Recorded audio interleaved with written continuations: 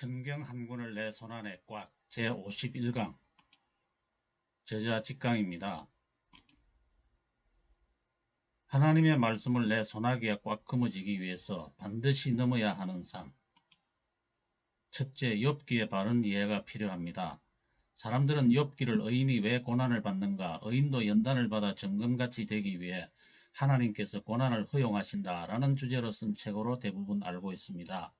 그러나 욥기는 의인이 왜 고난을 받는가 라는 주제로 하나님께서 쓰게 하신 책이 아니고 죄인 욥이 복음을 듣고 어떻게 의인이 되는가 하는 책입니다. 예전에 선교지에서 교회 지도자 40~50명이 모인 자리에서 욥기를 강의하면서 욥기 1장 1절에 등장하는 욥이 의인이라고 생각하는 사람 손을 들어보라고 하니 전부 다 손을 들었습니다. 그 다음 그 욥이 죄인이라고 생각하는 사람 손을 들어보라고 하니 딱 한 사람 손을 들었습니다. 앞으로 나와서 그가 왜 죄인인지 말해보라고 하니 창세 이후로 아담과 하와의 자손은 모두 죄인입니다 라고 했습니다. 그렇습니다.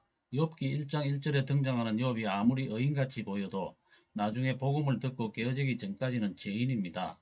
의인은 없나니 하나도 없으며 하나님께서 대성물을 받기 전까지는 누구라도 모두 죄인입니다. 욥은 복음 전도자 엘리후로부터 복음을 듣고 폭풍 속에서 이 복음의 대못을 박는 하나님의 말씀을 듣고 비로소 깨어진 후 의인이 됩니다.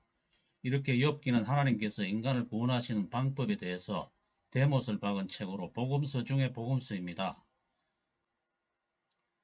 그리고 욥기가 이렇게 복음서인 것을 알고 읽어야 시가서 6권이 한 덩어리로 눈에 들어오게 되어 성경 한 권의 말씀이 뭉퉁구리로 연결되면서 내 손안에 꽉 잡히게 됩니다. 하나님의 말씀은 성령의 검이라 했습니다. 칼은 손잡이를 꽉 잡아야 마음대로 사용할 수 있듯이 성령의 검인 하나님의 말씀도 그렇습니다. 둘째, 에스더서는 시가서의 첫 번째 책입니다. 성경을 연대기적으로 보는 사람은 에스더서를 역사서의 마지막 책으로 분류합니다. 그러나 에스더서는 역사서의 마지막 책이 아니고 시가서의 첫 번째 책입니다. 왜냐하면 역사적으로 보아서 에스더의 아하수에로 왕은 느헤미야의 아닥사스다 왕보다 바로 앞의 왕으로 만약 에스더서를 역사서의 목적으로 사용하려고 했다면 에스더서가 느헤미야서의 뒤에 배치될 이유가 없습니다. 에스더서는 불임절의 기원에 대한 이야기로 모르드게와 유대인들이 하만의 참소를 이기고 극적으로 승리했던 역사적 사건이 맞지만 하나님께서 이 이야기를 세상 끝에도 그런 식으로 이 세상을 정리하신다는 언약의 말씀으로 사용하셔서 시가서의 첫 번째 자리에 배치하신 것입니다.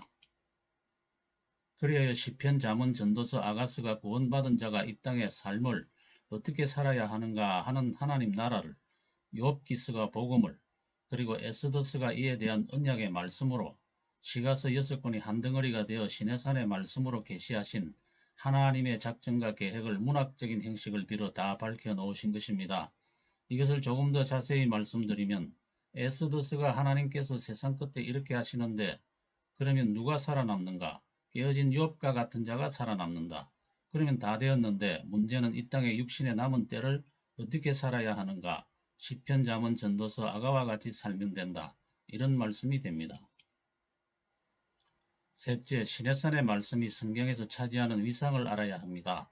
시내산의 말씀은 복음과 나라에 대한 말씀으로 창세전에 하나님께서 작정하신 계획을 말씀으로 나타내신 계시입니다.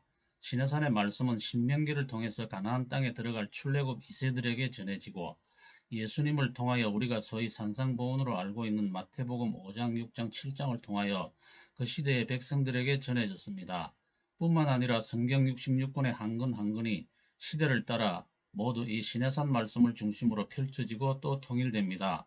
이렇게 시내산 말씀은 요약하면 하나님께서 창세전에 작정하신 계획이 되고 펼치면 성경 66권이 되어 내용적으로 성경을 지배하고 있습니다. 참고로 성경 66권이 약 1600년에 걸쳐서 40여 명의 기자들에 의해서 쓰여졌지만 한치의 모순이나 충돌이 없이 모두 한 사람이 쓴 것 같이 일맥상통한 것은 하나님께서 저들로 시내산 말씀을 따라 성령의 감동으로 쓰게 하셨기 때문입니다.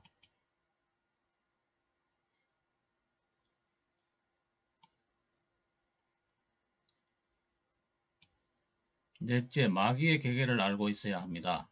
마귀는 에덴 동산에서부터 성도에게서 무엇을 빼앗으려고 계계를 쓰는데 주님 재림하실 때까지 성도들에게 거짓을 계속합니다.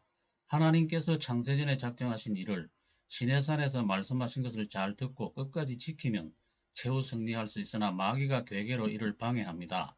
그러므로 성경을 읽을 때 이 해방하는 마귀의 괴계를 모르면 성경을 반밖에 모른다고 할 수 있고 적을 모르니 영적인 전투에서 백전백패할 수밖에 없습니다.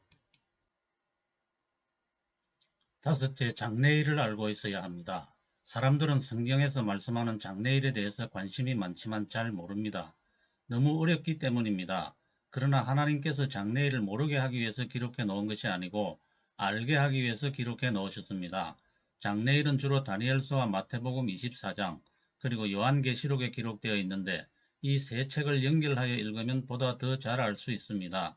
또한 요한계시록은 책 속에 앞에 말씀하신 내용을 뒤에 보충 설명으로 친절하게 다 말씀해 놓으셨기 때문에 그 사실을 알고 말씀을 따라가면 쉽게 이해할 수 있습니다. 장래일을 아는 것보다 더 중요한 일, 장래일은 하나님께 속한 것이라 우리는 그냥 믿음으로 받으면 됩니다. 보다 더 중요한 것은 예수님께서 이 일에 대해서 교회가 땅에 있을 때 해야 할 일에 대해서 당부하신 말씀이 있는데 요한계시록 2장과 3장, 강의 제30강에서 37강까지 여기에 대해서 살피고 회개하는 일이 더 중요합니다. 왜냐하면 그것은 땅에 있을 때 내가 해야 할 일이기 때문에 그렇습니다.